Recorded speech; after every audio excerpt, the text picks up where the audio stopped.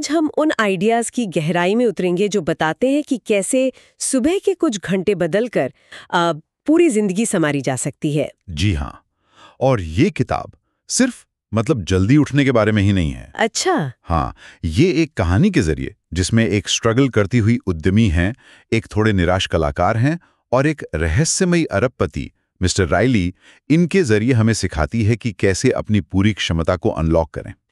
Personal growth. हाँ, तो इस बातचीत का मकसद यही है कि किताब के जो मेन प्रिंसिपल्स हैं उनको समझें, जैसे सुबह की रूटीन का जादू क्या है, आदतें कैसे बनती हैं उसका विज्ञान और महानता पाने का नजरिया। बिल्कुल। और ये देखना कि कैसे ये आइडियाज किसी भी आम इंसान को असाधारण बनने में मदद कर सकते हैं। तो चलिए शुरू करते हैं ये सफर। कहानी की शुरुआत होती है एक बहुत ही प्रभावशाली गुरु स्पेलबाइंडर के सेमिनार से। हाँ, स्पेलबाइंडर वो बात करते हैं कि कैसे हम अपनी जो औसत जिंदगी है उससे ऊपर उठें, और वो इस बात पर जोर देते हैं कि महान बनने के रास्ते में मुश्किलें आएंगी ही, बल्कि वो जरूरी हैं। अच्छा, जरूरी क्यों? उनका एक सूत्र है, कठिन अच्छा है। वो कहते हैं कि मुश्किलें हमें मजबूत बनाती हैं, और सिर्फ सोचना काफी नहीं है, इरादा करना काफी नहीं है। असली बदलाव तो एक्शन से आता है, कर्म से। एक्शन इंपॉर्टेंट है। और इसी सेमिनार में वो दो लोग मिलते हैं, उद्यमी और कलाकार। हाँ, वही मुख्य किरदार। एक उद्यमी जो अपनी कंपनी को बचाने के लिए काफी जूझ रही है जी, और दूसरा एक कलाकार जिसकी क्रिएटिविटी कहीं खो सी गई है, वो उसे वापस पाना चाहता है। दोनों ही अपनी जिंदगी में एक तरह से फंसा हुआ महसूस कर रहे हैं। और वहीं उनकी मुलाकात एक आपने कहा एक अजीब से दिखने वाले आदमी से होती है। हाँ, जो लगभग बेघर जैसा लगता है, थोड़ा रहस्यमयी सा। ओह। पर बाद में पता चलता है कि ये कोई और नहीं बल्कि मिस्टर रायली हैं, अरबपति और स्पेलबाइंडर के सबसे कामयाब शिष्यों में से एक। अरे वाह, बाहरी दिखावा कितना अलग है असलियत से। बिल्कुल। और ये मिस्टर रायली शुरू से ही एक बड़ा इशारा देते हैं, है ना? हाँ, वो सुबह वाली बात। एग्जैक्टली। वो बताते हैं कि कैसे एक खास सुबह की दिनचर्या ने न सिर्फ उनकी दौलत बनाई, बल्कि उनकी पूरी जिंदगी बदल दी, उनका असर बदल दिया। उनका एक मोटो भी है, अपनी सुबह के मालिक बने, अपने जीवन को उन्नत करें। ये सुनने में बहुत पावरफुल लगता है। बिल्कुल। और ये सिर्फ बातें नहीं हैं, वो इन दोनों को, उद्यमी और कलाकार को, मॉरिशस आने का न्योता देते हैं अपने साथ सीखने के लिए। Mauritius, wow. और वहीं जाकर ये राज खुलता है कि वो बेघर दिखने वाला आदमी असल में खरबों का मालिक है। हाँ, और ये तुरंत इस बात को सामने लाता है कि हमें बाहरी दिखावे पर नहीं जाना चाहिए, असली मूल्य अंदर होता है। सही कहा।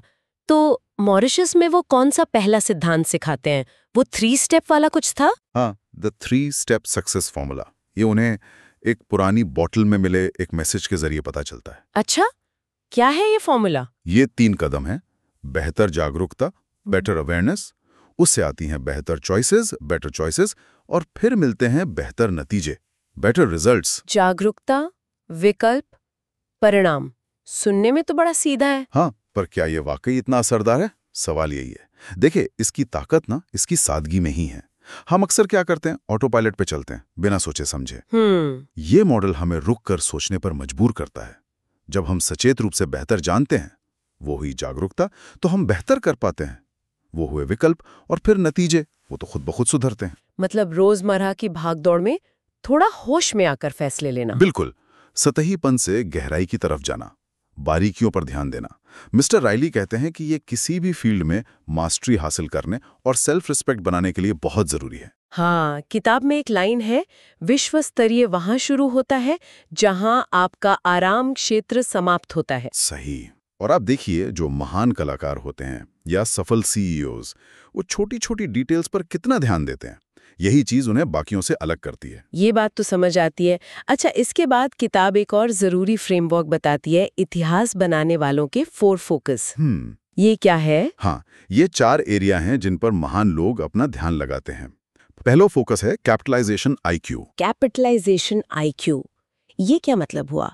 कुछ टैलेंट से जुड़ा है? हाँ, बिल्कुल। अपनी जो जन्मजात प्रतिभा है, जो क्षमताएं हैं, उनको पहचानना और फिर उनका पूरा पूरा इस्तेमाल करना। होता क्या है कि बहुत से लोग अपनी काबिलियत को कम आंकते हैं या अनदेखा कर देते हैं। अंडर एस्टिमेट करते हैं खुद को। सही। तो ये फोकस इस बात पर है कि हम अपनी सीमाओं को सिर्फ एक सोच समझें, हकीकत नहीं।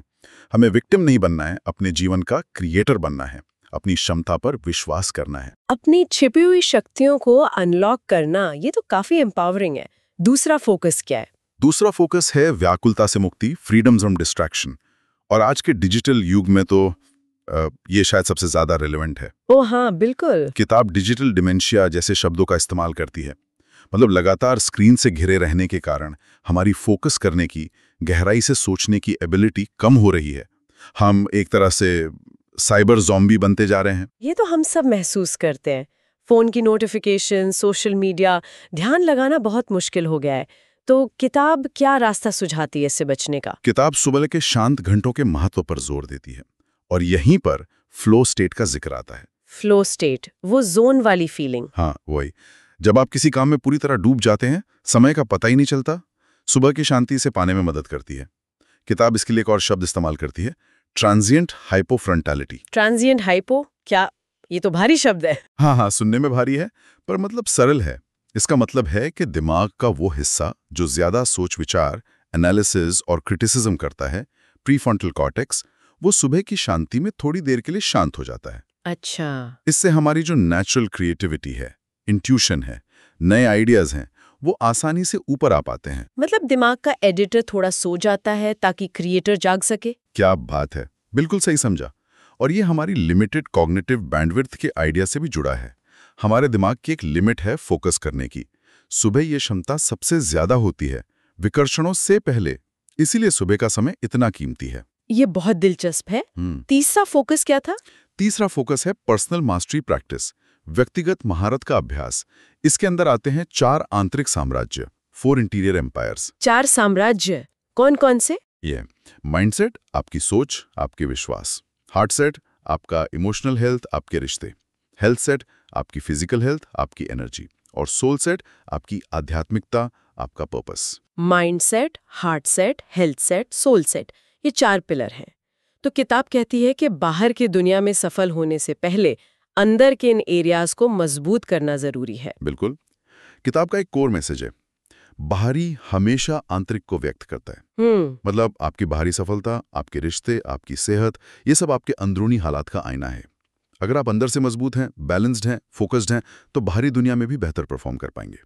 सिर्फ पैसे या शोहरत के पीछे भागना, उससे स्थायी खुशी या सफलता नहीं मिलती। ये एक बहुत होलिस्टिक अप्रोच है, पूरी पर्सनालिटी पर काम करना। और चौथा फोकस है डे स्टैकिंग।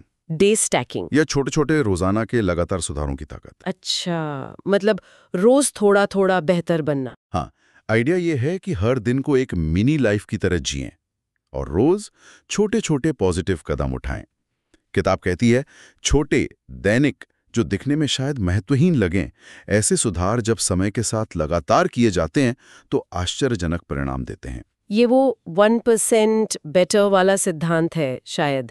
कंसिस्टेंसी ही चाबी है। बिल्कुल, कंसिस्टेंसी यानी निरंतरता, वही मास्टरी का डीएनए है। एक दिन में पहाड़ तोड़ने की कोशिश करने से बेहतर है रोज एक पत्थर हटाना। समय के साथ ये छोटे कदम मिलकर एक बड़ी उपलब्धि बन जाते हैं। ये चारों फोकस, कैपिटलाइजेशन, आईक्यू, व्याकुलता से मुक्ति, व्यक्तिगत महारत और डे स्टैकिंग, ये एक बहुत शक्तिशाली फ्रेमवर्क देते हैं। लेकिन इन सबको करने के लिए आदतें बनानी पड़ेंगी, और आदत बनाना तो आसान नहीं होता। आप बिल्कुल सही कह रही हैं। इसीलिए किताब आदतें बनाने की एक पूरी डिटेल्ड प्रक्रिया बताती है, जिसे 66 दिन की प्रक्रिया कहा गया है, हैबिट इंस्टॉलेशन प्रोटोकॉल। और इस सिद्धांत को समझाने के लिए मिस्टर रायली की कहानी को भारत ले आते हैं, आगरा, ताजमहल के पास। ताजमहल, ये जगह चुनना भी सिंबॉलिक लगता है। हाँ, बिल्कुल। ताजमहल महानता, समर्पण और धैर्य का प्रतीक है, और यही गुण चाहिए किसी भी अच्छी आदत को बनाने के लिए। वहीं पर mister Riley 5-3-1 will power warrior का पंथ सिखाते हैं। विल पावर वॉरियर, इच्छा शक्ति वाला। हाँ, जिसका सार यह है कि विल पावर एक मसल की तरह है, उसे अभ्यास से मजबूत किया जा सकता है। इसमें 5 सच, 3 मूल्य और 1 सिद्धांत हैं जो विल पावर बढ़ाने में मदद करते हैं। और वो आदत डालने की 66 दिन की प्रक्रिया के 3 फेज हैं। जी, हर फेज 22 दिन का। पहला फेज दिन 1-22 है, डिस्ट्रक्शन, विनाश। यह सबसे मुश्किल दौर होता है, जब आप पुरानी आदतों को, पुराने पैटर्न्स को तोड़ने की कोशिश करते हैं। शरीर मन सब रेजिस्ट करते हैं। हाँ, जैसा स्पेलबाइंडर ने कहा था, सभी परिवर्तन शुरुआत में कठिन होते हैं। ये वही स्टेज है जहां ज्यादातर लोग छोड़ देते हैं शायद। बिल्कुल, पुरानी आदतें बहुत मजबूत होती हैं। दूसरा फेज है दिन 23 से 44, इंस्टॉलेशन, स्थापना। यहां आप नई आदत को बिठाना शुरू करते हैं। इस दौरान कंफ्यूजन हो सकता है, फ्रस्ट्रेशन हो सकती है, प्रोसेस छोड़ देने की बहुत इच्छा हो सकती है। ये बीच का गंदा दौर है। बीच में गंदा। हाँ, पर यहीं पर नई न्यूरल पाथवेज बन रही होती हैं। और फिर आता है तीसरा फेज, दिन 45 से 66, इंटीग्रेशन, एकीकरण। अगर आप दूसरे फेज की मुश्किलों से निकल गए तो इस स्टेज पर नई आदत आपके बिहेवियर का हिस्सा बनने लगती है। ऑटोमेटिक, आसान, नेचुरल लगने लगती है। यही है वो और अंत में भव्य वाला हिस्सा। 66 दिनों के लगातार प्रयास के बाद नई आदत लगभग ऑटोमेटिक हो जाती है। तो कुंजी ये है, चाहे कितना भी मुश्किल लगे, शुरू के 66 दिन टिके रहना। जब आपको छोड़ने का मन हो तब भी दृढ़ रहें। यही सार है। परसिस्टेंस, दृढ़ता, यही आदत को स्थायी बनाती है। ये कोई जादू नहीं है, एक प्रोसेस है जिसे डिसिप्लिन से पूरा करना होता है। अब आते हैं किताब के शायद सबसे फेमस हिस्से पर, 20-20-20 फॉर्मूला। इसके लिए कहानी हमें रोम ले जाती है ना, स्पेनिश स्टेप्स पर। ये फॉर्मूला क्या है और कैसे काम करता है? हाँ, रोम। ये फॉर्मूला सुबह 5 बजे से 6 बजे तक का जो पहला घंटा है, जिसे किताब विक्ट्री आवर कहती है, उसे इस्तेमाल करने का एक बहुत ही ठोस प्रैक्टिकल तरीका है। विक्ट्री आवर, अच्छा नाम है। तो इस 1 घंटे को कैसे बांटना है? इसे 3 20 मिनट के हिस्सों में बांटा गया है। पहला पॉकेट 5 से 5 20 है, मूव, हिलना डुलना, कसरत करना। Okay, exercise. हाँ, लेकिन इंटेंस एक्सरसाइज, जिससे पसीना आए। इससे कॉर्टिजोल यानी स्ट्रेस हार्मोन कम होता है और BDNF नाम का एक प्रोटीन रिलीज होता है। BDNF, brain derived neurotrophic factor. ये नए न्यूरॉन्स बनाने और पुराने वालों की मरम्मत में मदद करता है, जिससे फोकस और सोचने की क्षमता बढ़ती है। अच्छा, तो सुबह पसीना बहाना दिमागी सेहत के लिए भी जरूरी है। दूसरा 20 मिनट? दूसरा पॉकेट 5/20 मिनट 4.40 m है, रिफ्लेक्ट, चिंतन मनन। इसमें कुछ मिनट शांति से बैठना, मेडिटेशन करना या जर्नलिंग करना शामिल है। जर्नलिंग मतलब लिखना? हाँ, आप किस चीज के लिए शुक्रगुजार हैं वो लिख सकते हैं, दिन की प्लानिंग कर सकते हैं, अपने गोल्स पर, अपनी वैल्यूज पर सोच सकते हैं। इससे आपको क्लैरिटी मिलती है, शांति मिलती है और जो पास्ट का इमोशनल बोझ है उसे हल्का करने का भी एक अच्छा तरीका है। और तीसरा 20 मिनट? तीसरा पॉकेट 5:40 से 6 AM है, ग्रो, सीखना और विकास करना। इस समय का इस्तेमाल करें अपने ज्ञान बढ़ाने के लिए। जैसे किताबें पढ़ें, कोई अच्छा पॉडकास्ट या ऑडियो बुक सुनें, कोई ऑनलाइन कोर्स करें, कोई नई स्किल प्रैक्टिस करें। जैसा किताब कहती है, जो लीडर सबसे ज्यादा सीखता है वो जीतता है। लगातार सीखते रहने से आपकी वैल्यू बढ़ती है। तो 20 मिनट पसीना बहाओ, 20 मिनट सोचो और प्लान करो और 20 मिनट कुछ नया सीखो। ये 1 घंटे का पावर पैक रूटीन है, दिन की शुरुआत के लिए शानदार। बिल्कुल, ये फॉर्मूला सुबह के पहले घंटे को सिर्फ उठने के बजाय उसे जीतने का एक स्ट्रक्चर देता है। आगे बढ़ते, किताब अभिजात वर्ग प्रदर्शन के जुड़वा चक्रों की बात करती है, twin cycles of elite performance. इसके लिए कहानी दक्षिण अफ्रीका जाती है। ये क्या कॉन्सेप्ट है? हाँ, फ्रेंचॉक वाइन एस्टेट। ये एक बहुत बहुत महत्वपूर्ण विचार है। ये बताता है कि लगातार हाई परफॉर्मेंस कैसे बनाए रखें। हमारी जो आम सोच है वो क्या है? ज्यादा मेहनत करो, ज्यादा नतीजे मिलेंगे। हाँ, हार्ड वर्क। पर किताब कहती है कि ये जो लीनियर तरीका है ना, ये अक्सर बर्नआउट की तरफ ले जाता है। मतलब आप पूरी तरह थक जाते हैं, खाली हो जाते हैं। तो फिर सही तरीका क्या है? सही तरीका है ऑसिलेशन, दोलन, मतलब इंटेंस काम, जिसे किताब कहती है हाई एक्सीलेंस साइकिल, HEC, और गहरे आराम व रिकवरी, जिसे कहती है डीप रिफ्यूलिंग साइकिल, DRC। इनके बीच एक रिदम में चलना। अच्छा, मतलब काम और आराम के बीच झूलना। हाँ, जैसे दिल धड़कता है, तनाव और रिलैक्सेशन, वैसे ही हमें काम और आराम के बीच संतुलन बनाना होगा। लगातार सिर्फ गैस पेडल दबाए नहीं रखना है। बीच बीच में ब्रेक लेना, रिचार्ज होना, ये भी उतना ही जरूरी है? उससे भी ज्यादा जरूरी, क्योंकि गहरी रिकवरी के बिना आप HEC में अपना बेस्ट दे ही नहीं सकते। किताब टैलेंट की 5 एसेट्स का भी जिक्र करती है: mental focus, physical energy, personal will power, original talent और डेली टाइम। ये सब लिमिटेड रिसोर्स हैं, इन्हें सिर्फ खर्च नहीं करना है, बल्कि नियमित रूप से रिचार्ज भी करना है। और दिलचस्प बात यह है कि किताब रिकवरी के लिए मजे और खेल को भी जरूरी मानती है। हाँ, अक्सर हम सोचते हैं आराम मतलब बस सोना या कुछ ना करना, लेकिन किताब कहती है कि मजे करना, हॉबीज करना, अपने प्रियजनों के साथ वक्त बिताना, ये भी रिकवरी का बहुत जरूरी हिस्सा है। ये आपको रिफ्रेश करता है, जीवन में संतुलन लाता है। एक कोट है उसमें, जीतना बिना आनंद के कुछ भी नहीं है। ये संतुलन वाली बात वाकई बहुत प्रैक्टिकल है। अच्छा, अब कहानी अपने अंत की तरफ बढ़ रही है। किताब कुछ फाइनल टिप्स भी देती है। जी हाँ, साओ पाउलो में मिस्टर राइली आजीवन प्रतिभा की 10 युक्तियां बताते हैं। 10 tactics of life long genius. ये वो प्रैक्टिकल स्ट्रेटजीज हैं जिनसे इन सारे प्रिंसिपल्स को रोजमर्रा की जिंदगी में उतारा जा सके। क्या आप कुछ उदाहरण दे सकती हैं? सिर्फ लिस्ट शायद उतनी हेल्पफुल ना हो। जरूर। जैसे एक है tight bubble of total focus. मतलब जब आप अपना सबसे जरूरी काम कर रहे हों तो एक ऐसा बबल बनाएं जहां कोई डिस्ट्रैक्शन ना हो। दरवाजा बंद, फोन साइलेंट। ओके। एक और है 90-91 नियम। अगले 90 दिनों तक अपने काम के पहले 90 मिनट सिर्फ अपनी नंबर 1 प्रायोरिटी पर लगाएं। फोकस। हाँ। एक और है 60-10 मेथड। 60 मिनट पूरी एकाग्रता से काम करें, फिर 10 मिनट का ब्रेक लें। ये सब छोटे छोटे टैक्टिक्स हैं जो मिलकर बड़ा असर डालते हैं। ये तो काफी ठोस और करने लायक रणनीतियां लग रही हैं। इसके बाद कहानी एक बहुत ही मार्मिक मोड़ लेती है। हमें रॉबिन आइलैंड ले जाती है, जहां नेल्सन मंडेला ने अपनी कैद के कई साल बिताए थे।